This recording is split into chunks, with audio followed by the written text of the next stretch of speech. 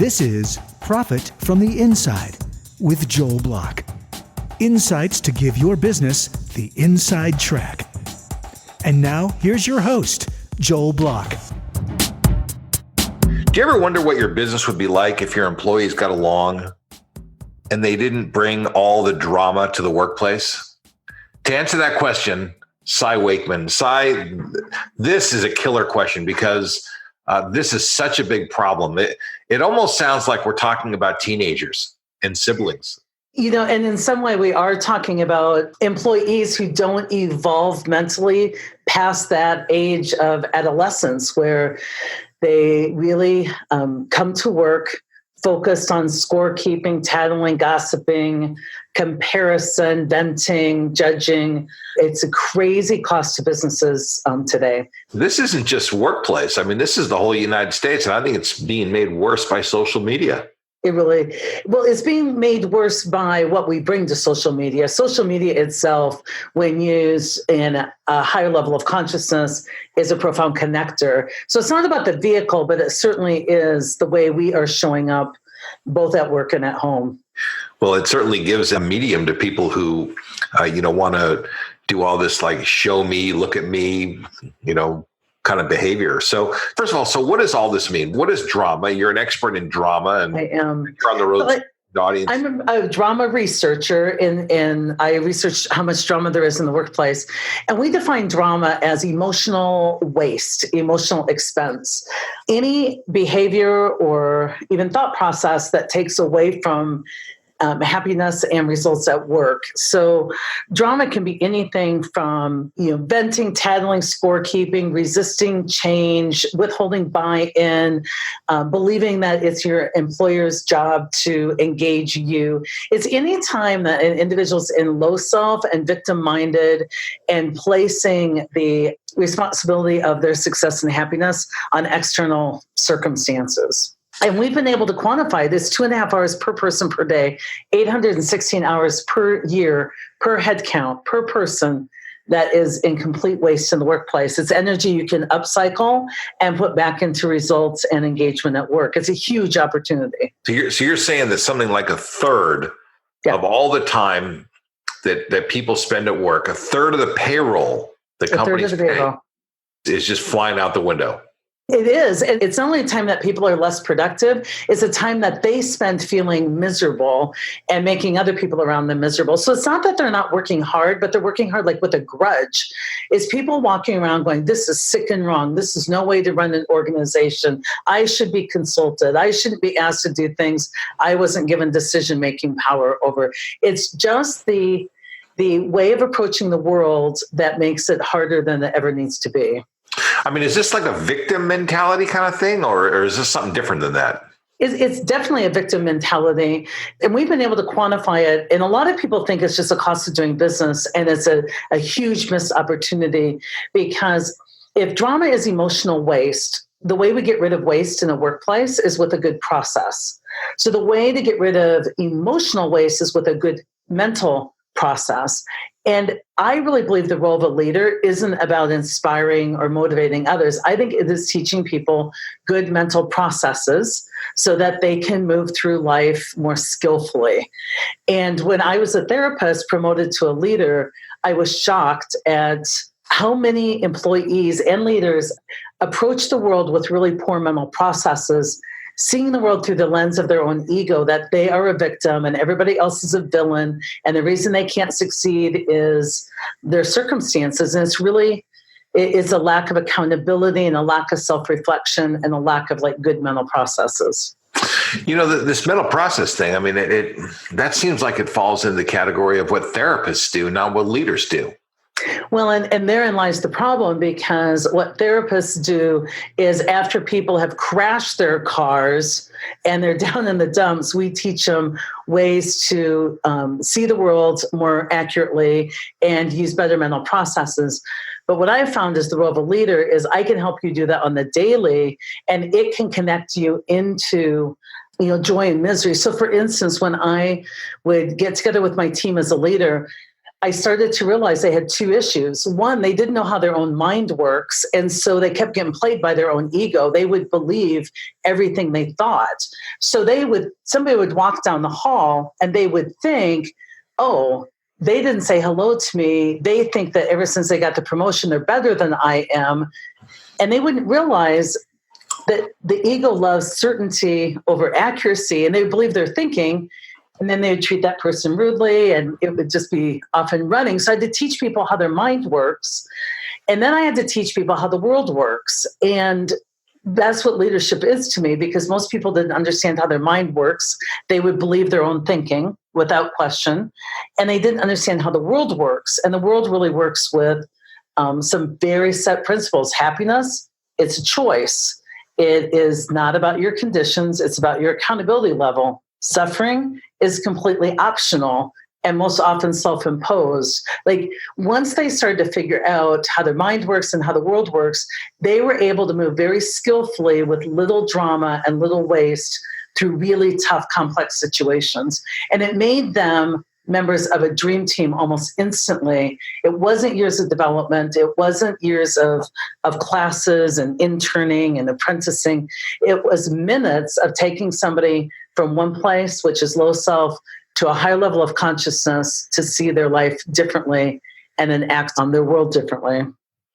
Listen, we know each other a long time, so don't take these questions that I'm going to ask you, because I just look at this in such a different way, and maybe with not enough patience. But I think about all the situations I've been in over many years, and the things that you're talking about seem like they're things that people should be learning in elementary school and in their life. You're talking about people coming and you're teaching them life skills. Now, maybe some people need a little bit of course correction along the way, but it just seems like what you're talking about is so basic. How do you stay patient with people that have these basic problems? Well, I think, first of all, we have to not separate them out from ourselves, because everybody has this human condition. And, just like you must walk around frustrated that people don't understand money and how money works. Like, that seems so basic, right? Well, that I get. That's an intellectual thing. I get that, and some people have training in it and some people are afraid of it. I get that. This just seems like, I don't know, we teach our children when they're 10 years old to get along with one another. That's what elementary school is about, is don't use your words, don't use your fists, keep your hands to yourself. There's basic things that happen. Yeah. And if it were that easy, we'd be in a whole different place. We'd have statesmanship in our, Congress today. I guess that's kind of where it comes from, is our leaders aren't setting good examples. Let's go back to parenting and leading, because most leaders and parents collude with their kid. They sympathize with them rather than empathize. So let me give you an example that can be at work or at home. So I have 8 sons. One of my sons calls me up and they're like, "Mom, I forgot my backpack at school today. Will you go get it for me?" And the average parent would go get that kid's backpack, because, we got to help our kids out. And I approach it very differently. They call me up and they go, "Mom, I forgot my backpack and I need it in school today. My math homework's in there." I give them empathy. I go, "Oh my gosh, that is a bummer. It is tricky. I know when I'm at work, it's tricky to get through a day without, the stuff I need. I hate those days I forgot to bring what I need. How are you going to approach today?" Now, every other parent would be home getting the backpack. And my son is like, "Mom, stop all that. If I don't turn my math homework in, I'll stay after school. I'll miss basketball practice. I won't be able to start on Saturday's game." And then the parent will be like, "Oh my gosh, I don't want to be the reason my kid didn't start on Saturday." They would go get the backpack. Not me. I'm just like, "Well, then let's talk about how you're going to have a mature conversation with your coach. I'm in Washington, D.C. I'm not going to get your backpack." And he's like, "Well, Mom, will you pay Uber? And will you give them the garage code to go in and get my backpack?" And I know my job as a parent and a leader is to steer away from me fixing this thing to me growing you. And so I said, "I'm not going to get your backpack. Let's talk about how you can get through your day successfully without your backpack." And he says, "Well, according to you, I would need to redo my math homework in study hall, and I shouldn't have to do my math homework twice." And I'm like, "Sounds like you have a great plan to redo your math homework in study hall. Have a great day." Now, the whole way I led that kid through that was helping him grow and develop, but not protecting him from his natural consequences. Because this kid doesn't have a memory problem. He's never forgotten his phone. He is like, he just didn't mind his homework. Now, it's not being a mean mom, and it's not being a mean leader, but most people have been taught in leadership that our job is to sympathize and go fix and make life easier for our employees. When if we want innovation, collaboration, resilience, we've got to develop our employees and the people around us to grow into and get skilled up for these tough circumstances. So I think while it's basic, there are so many forces that have led us to over-rotate on engaging employees, and engagement without accountability creates entitlement. And that's where we're at right now is we have a lot of people mad at their organizations because their organizations don't provide enough for them to be happy, instead of understanding that partnership that needs to happen. I don't know if that makes sense, but it's basic.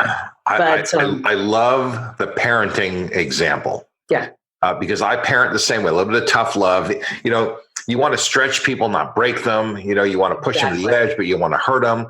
So, you know, I think what you did with your son, fantastic. But it feels a little different to me in the workplace because an employee calls up, I made some mistakes, something happened. And you know, now the consequence is not him going to study hall and having to do his homework twice, which he doesn't feel like doing because he wants to be with his friends. Now it actually affects me because that mistake that employee made has something to do with me. So I see it a little bit differently. How do you do it in the workplace? Because the great example at home, but what about at work? Well, in that home example, that would affect me when all those parents are wondering why with the college scouts in the room, Wakeman's not starting. And they're like, well, this is the weekend his mom chose to teach him about accountability.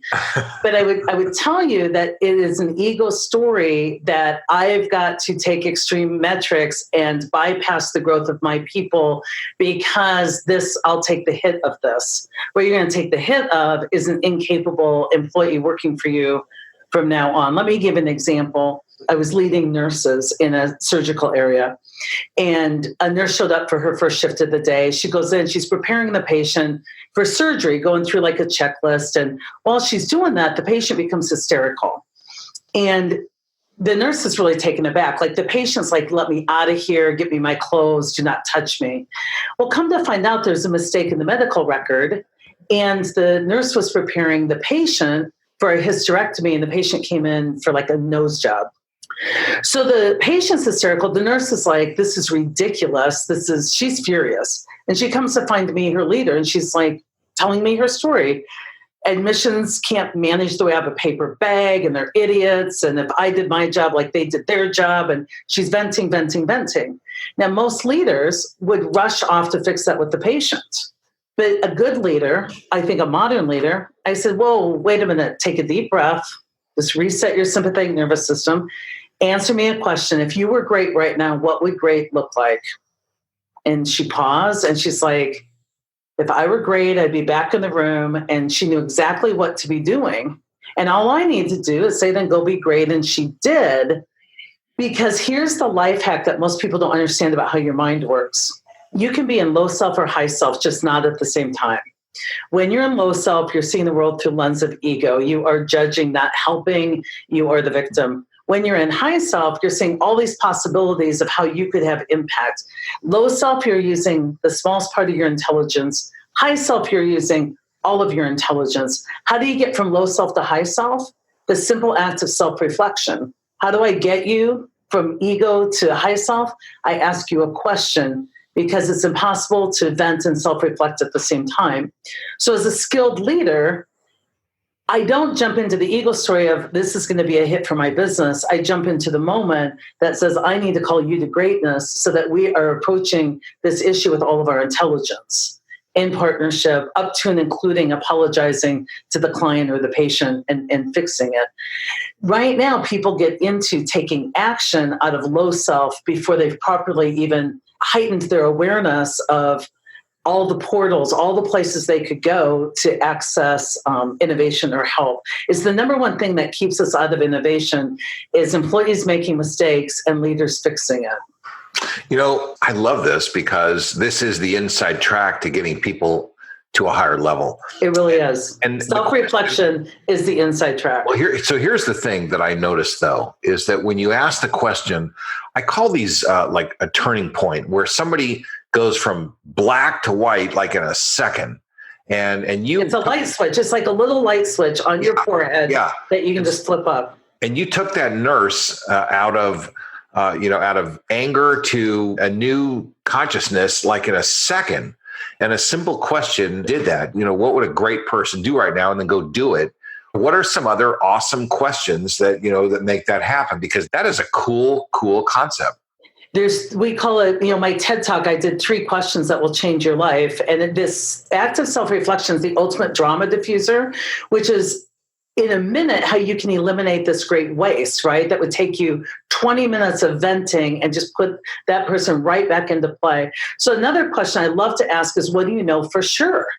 Because people vent and their stress isn't from their reality, it's from their story.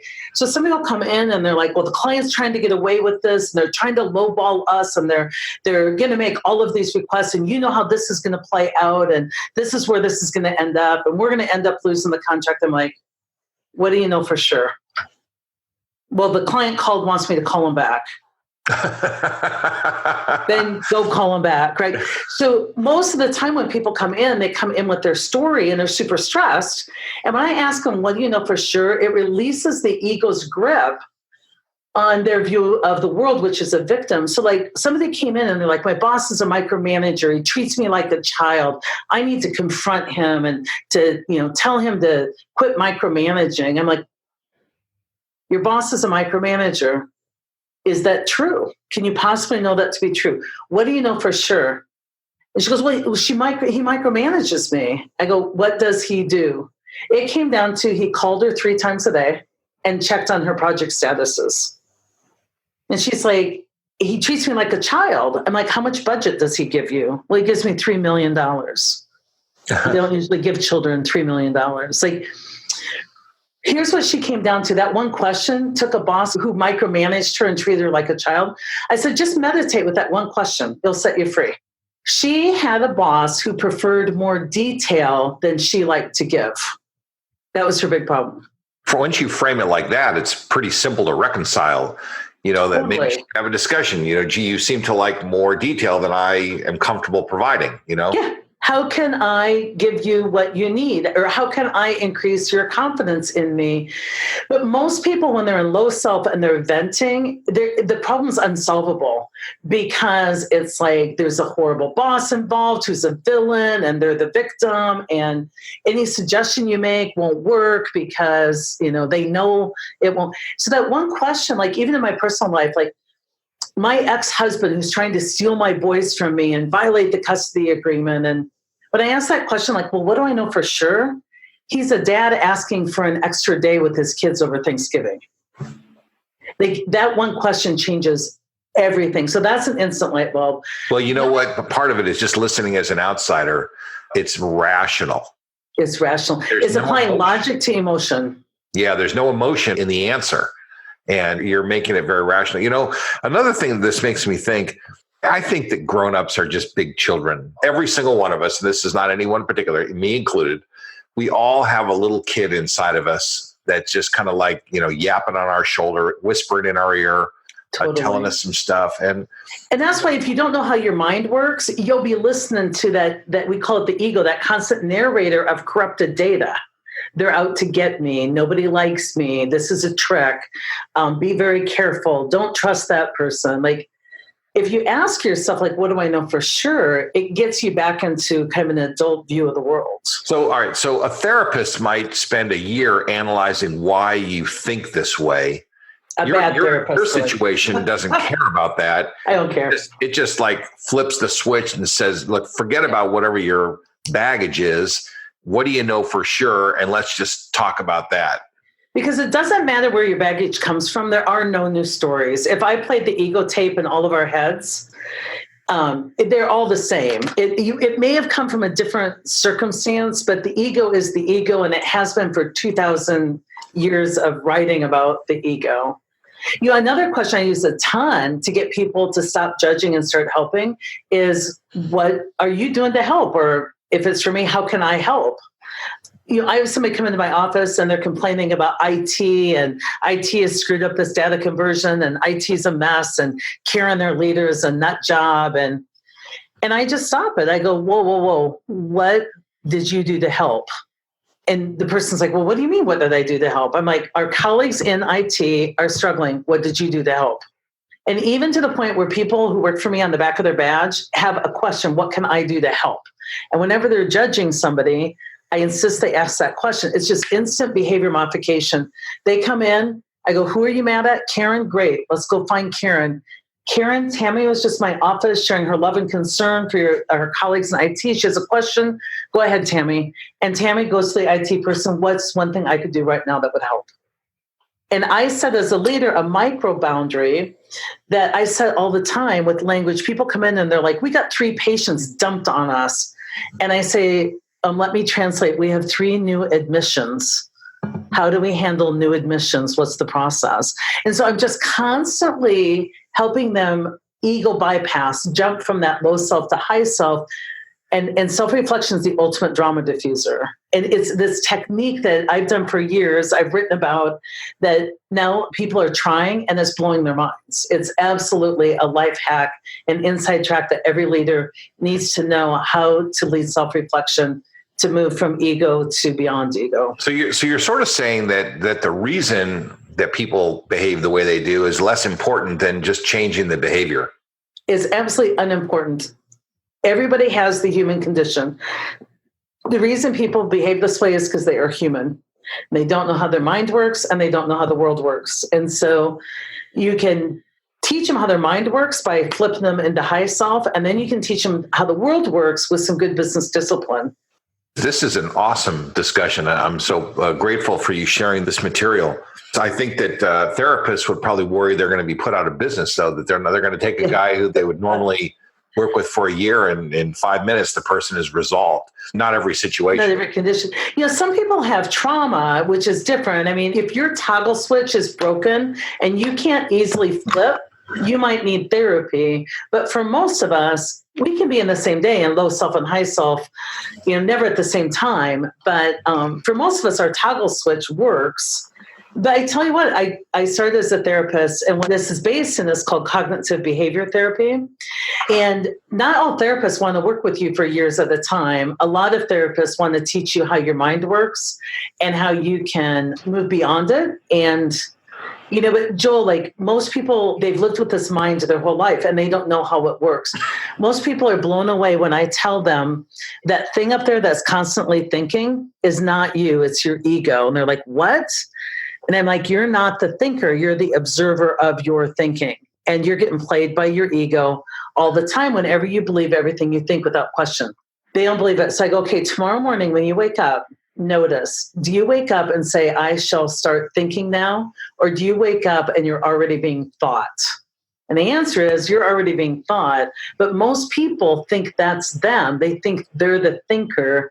And if they thought it, it must be true. That little bit of advice, my team will be standing in front of me very upset about something. And as they talk, they're like, I'm just believing my own thinking right now, aren't I? I'm like, yes. And I'm like, question your thinking. They're like, I'll just go call the client back, find out what they need. Because we spend all this time in story. Let's talk for a second about how do companies employ these techniques? Listen, take one little question. Those can help in specific situations. But what does the aggregate look like? In other words, if a company wanted to really be different, what are great companies? What's the inside track, and how are those companies profiting from the inside track? I mean, how do those things work together? Because it's all really about, we talk about profit from the inside. How does it work? Sure. Profitable companies are really taking a look at the traditional leadership philosophies they're teaching their leaders and the expectations they have of their employees. Because in my research, drama increased from 2 hours a day to 2.5 hours a day per person in the last 10 years. And when you look at that number, you're thinking, how could it be increasing? We're spending more money in training and development. We're spending more money having webinars and learning. And the reason it's increasing is we're spending more money in learning, but we're teaching philosophies that aren't based in evidence of human behavior. So the first thing companies are doing is they're changing their whole curriculum in leadership development and their whole DNA around leadership. And they're also systematically changing their viewpoint of engagement to really be all about shared accountability. So in my book, No Ego, I talk about the change management philosophies we have are broken. They need to be modernized to business readiness. The engagement philosophies we have in our HR and our companies is broken. They have to be updated to accountability metrics. We look at processes and we work on the process, but we don't work on accountability to the process. So once you know the problems, what people do with us large scale is in our organization is we bring in a whole different reality-based curriculum. We train and certify their people to deliver it internally. We use our own engagement survey that sorts the results based on accountability levels of the employees so that you listen to the right people. And we train up the employees. We show them how to hire different. We show them how to really create a different culture. And we do that if they hire us. And then we give it all away for free if they follow us on social media, our YouTube channel, our books. We tell you how to do it, how to really approach leadership differently. One of the things that I think about is a lot of our leadership, the way we run our schools, a lot of things in this country are just, they're old. The systems are old. They're military. They're from 200 years ago. They've barely evolved over time. They're not evidence-based. They are a few key people had philosophies that everybody followed without question. They aren't evidence-based, most of them, that we're teaching. The way we're teaching school is actually... Well, even if they worked 100 years ago, the world has changed. Yeah. The needs of the output has changed, and the means of production has changed. I mean, so many things have changed, and I don't know that we're changing with it, and it really opens the door for some new ideas. And that's what's beautiful about podcasts like this, is that we bring new ideas, and people who like these ideas can ask for help, and they can solicit new experts to help them think about things in new ways. But they're contrary to things that we may have learned as children, and those things are hard to change in your mind. And we have a lot of tolerance for the human condition. Even after we teach this, people won't do this perfectly. They'll screw this up daily. But once you have the awareness, you can return to a new center. It's like once you see a magic trick and you figure out how it's done, you can't ever go back and see it like you did when you were caught in the illusion of it. It's like we just are trying to reveal some new truths so that you can modernize your approach as a leader. I think the big theme here is that we really need to modernize a lot of our thinking. I agree, Joel. Absolutely agree. Wow. This is really, it's incredible, really, that such simple things can make such a big difference. Well, Cy, this has been just extraordinary. I really appreciate your input and some of your thoughts. Very thought-provoking. And this really provides people a way to consider the inside track on behavior and the way that they deal with their people, and listen, and then profit from it, which is really what Profit from the Inside is all about. So thank you very much for sharing. We will put your contact information and some biographical information about you in the show notes. Anything you want to add before we wind down? No, it's just always a pleasure to be part of any work you're doing, Joel. I appreciate it. Well, Cy, listen, thank you very much. And we'll stay in touch. And thanks for sharing with us. You bet. You've been listening to Profit from the Inside with Joel Block. For more insights and to learn more, visit joelblock.com. How about a shout out and a giant thanks to my podcast producer, David Wolf, and his team at Podcast and Radio Networks. Profit from the Inside simply wouldn't be what it is without David and his team. For more information or to learn how you can launch and produce your own podcast, reach out to podcastandradio.com.